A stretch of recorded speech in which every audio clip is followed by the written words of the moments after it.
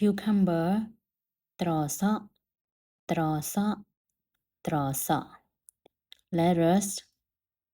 salad salad salad ginger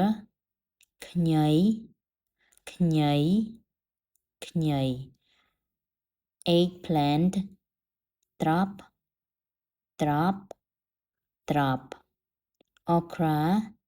ពោតបារាំងពោតបារាំងពោតបារាំង corn ពោតពោតពោត bitter melon ម្រះម្រះម្រះ bean sprout សណ្តែកបណ្តុះសណ្តែកបណ្តុះសណ្តែកបណ្តុះ radish ឆៃថាវឆៃថាវឆៃថាវ Good job bye bye